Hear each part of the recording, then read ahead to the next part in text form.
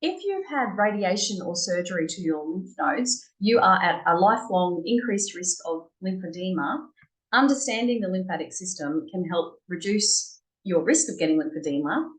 If you already have lymphedema, understanding the lymphatic system can help you manage it better. So first, I'm going to start with some brief anatomy. So we're going to go through the circulatory system. Now, that is your heart pumping oxygenated blood through your arteries, and then fluid will leak out and nourish your cells, and then waste products and the fluid is reabsorbed into your veins back up to your heart. Now, the problem with this system, not everything fits back into your veins. So cellular debris, waste products, proteins, they're not all going to fit back into your veins. So this is where the lymphatic system is really cool. It transports the fluid that's not reabsorbed, plus these bigger, bigger things that don't fit. They transport it back up into your trunk, and it gets dumped back into your circulatory system and then excreted as waste products. So when I did my training, we were taught that 90% of fluid was reabsorbed back into the veins, with the other 10% being reabsorbed by the lymphatic system. But research is now showing actually it's probably more than 10% is being transported by the lymphatic system. So the lymphatic system doesn't have a pump. So it relies on your muscles to pump that fluid around your body. So you'll hear me say a lot, get moving. Okay, so the lymphatic system, as I've said, it's removing excess fluid or water. It's removing these foreign materials, so bacteria, viruses, and cancer cells. So it's actually got a really important role in surveillance against cancer and infection, which is why exercise is important for people with cancer or recovering from cancer. It's transporting proteins, and it's aiding with fat digestion, etc. Now, there are lymph nodes all around your body, and depending on where you've had lymph node surgery or radiation is where you are at risk of lymphedema. So, for example, if you've had lymph nodes taken from your underarms, you are at risk of arm lymphedema and breast lymphedema, but you're not at risk of having a leg lymphedema.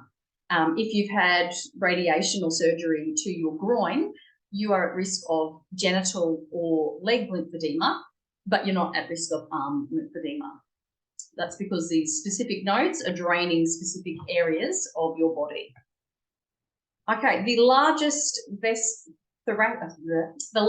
lymphatic vessel in your body is the thoracic duct. Deep breathing will stimulate it and help get fluid moving around your body. So it can either be sitting there and mindfully taking some deep breaths, or it can be any exercise which gets deep breathing. So walking, cycling, dancing, it's all going to get that fluid moving around your body. So again, get moving. Just a cool fact about the lymphatic system, snake venom is transported via the lymphatic system. So if you've ever been to a first aid course, if we're taught if anyone is bitten by a snake, you get them to lie down, you tell them not to move, and you bandage them up so that they're not using their muscles. So I found that interesting. Okay, we're just going to talk about overall limb load, and this is where it comes down to managing yourself to reduce your risk of lymphedema. So various hospitals will have various handouts saying things like avoid cuts, abrasion, bruises, don't have injections into the affected limb.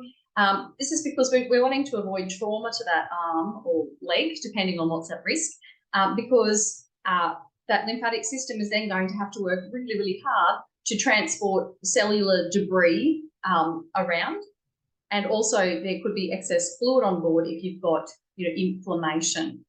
So trying to avoid extremes of heat or cold weather because you've got more fluid on board generally, or sharp spikes in activity. So we don't go from doing no exercise to suddenly running a marathon.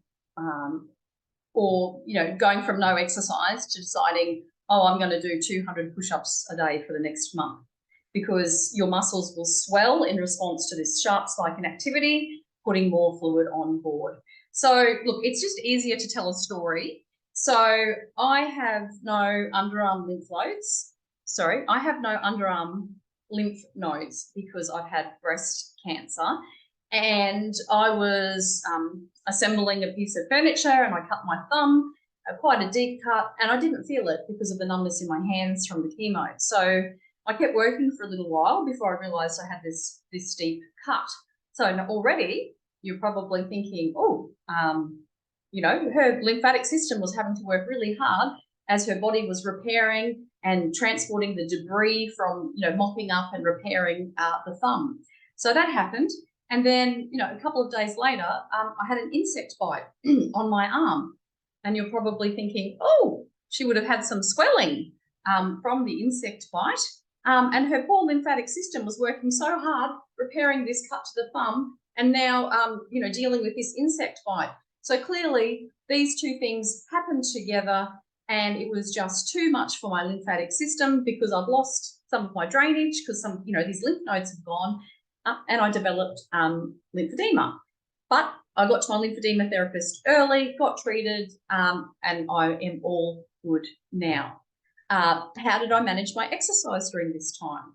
Well, I didn't stop. I kept doing walking and some weights, but with my arm, I drastically reduced how much weight I was lifting.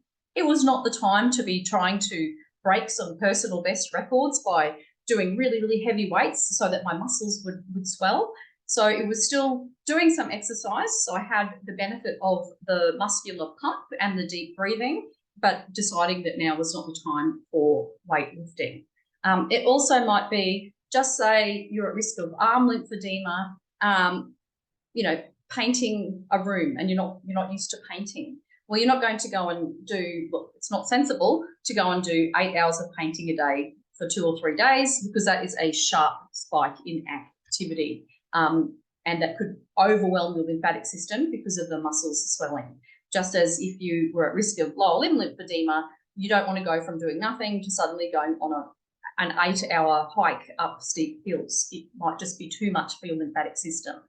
You can build up to these things, but it's not, you know, you don't want to go from 0 to these sudden sharp spikes in activity. So lymphedema is basically where you've got an increased lymph, load on your lymphatic system, and they've got a reduced capacity to drain all this fluid away. Okay, so the overall message, be careful, is still good advice. It's good advice that, you know, if you're gardening, wear gloves and long sleeves if you're at risk of arm lymphedema. Or if you're at risk of lower limb lymphedema, you know, wear hiking pants rather than, shorts and then getting scratches when you're out in the garden. That sort of thing, you know, starting low and progressing slowly with your exercise. It's all good advice because you don't want to overwhelm that lymphatic system. Unfortunately, this can get translated into don't do anything. And we've got studies, good, robust studies showing people who are scared to use their limb and are not physically active are actually at increased risk of getting lymphedema. So it's, as I said, good advice, but you don't want to be just sitting around doing nothing. So trying to look after the limb that is at risk and starting low and progressing slow with your exercise.